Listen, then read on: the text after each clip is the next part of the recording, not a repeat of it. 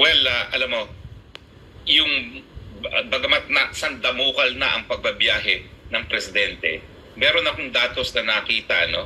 At kung pwede natin i-flash sa screen yan dahil yan ay nasa aking Facebook page, yung Global Opportunity Index. Matapos ang sandamukal na pagbabiyahe ng ating PBBM, hindi naman tayo kulelat. We are second to the kulelat dahil ang mas mababa pa sa atin ay Cambodia. So parang kahit ano pang sabihin nila na pledge ng opportunity, pag ang tatanungin mo yung mga namumuhunan mismo, sa ngayon, second to the pinakakulela tayo pagdating sa Global Opportunity Index. Ibig sabihin, yung pagtingin ng mga mamumuhunan na merong oportunidad dito sa Pilipinas ay second to last lamang tayo. Pasalamat tayo sa Cambodia at Cambodia mas mababa pa sa atin, pero siguro kung magpapatuloy itong gulo sa South China Sea, sa West Philippine Sea, baka mamaya tayo na pinakakulelat at magpapasalamat naman ang Cambodia dahil tayo na ngayon ang magiging kulelat. Pero tama po kayo, no?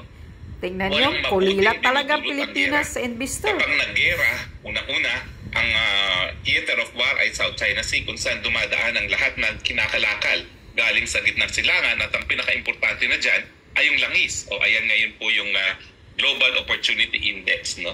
Na ang Pilipinas ay second to the last to Cambodia. So nakakahiya po yan.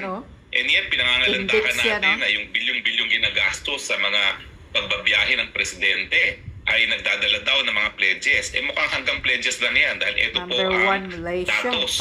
Hindi po yan natatranslate into investments. At tayo po ay naunahan lang natin ang Cambodia. Ang pinakamataas ay Malaysia, Thailand, China, Indonesia, Vietnam, India, Mongolia, Sri Lanka, no? Bagong Pilipinas. Mantakin mo, pati Sri Lanka natalo tayo. Kaya nga, pati Sri Lanka. Nagkaroon ng gera doon, no? War zone yun, no? And yet, mas mataas pa ngayon ang Opportunity Index score ng Sri Lanka. Ang Vietnam, attorney, mas lamang pa tayo dyan sa dati. Alam mo, nagkagera pa dyan. Marami in terms of GDP, no? Talaga yung over a period of 25 years. Makikita mo noong una, talaga nasa taas pangalawa tayo sa kulilat. Una, tapos pangalawa, tapos pangatlo, hanggang nawala na sa top 10, nawala na sa top 20. Ngayon, nandun tayo sa gutter, nandun tayo sa kahuli-hulihan. Pero walang mabuti talaga idudulot ang gera. Pag nagkagera dito, talagang lalabas ang mga nangangapital. Kasama na dyan yung mga Chino na nangangapital. Kaya nga ang dahilan ngayon na hindi sila nangangapital sa Pilipinas, takot sila. Dahil mainit, hindi magandang relasyon, baka mamaya ma-confiscate ang kanilang investments. Yan ang palaging nasa isip ng mga dayuhang namumuhunan.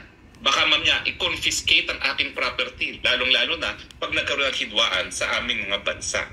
So asahan po natin na itong hidwaan ito magre-resulta sa mas kakaunting pamumuhunan, lalong-lalo na galing doon sa mga talagang namumuhunan sa mga ASEAN countries, ang bansang China. Attorney, for the record lang, kasi sinabi mismo ni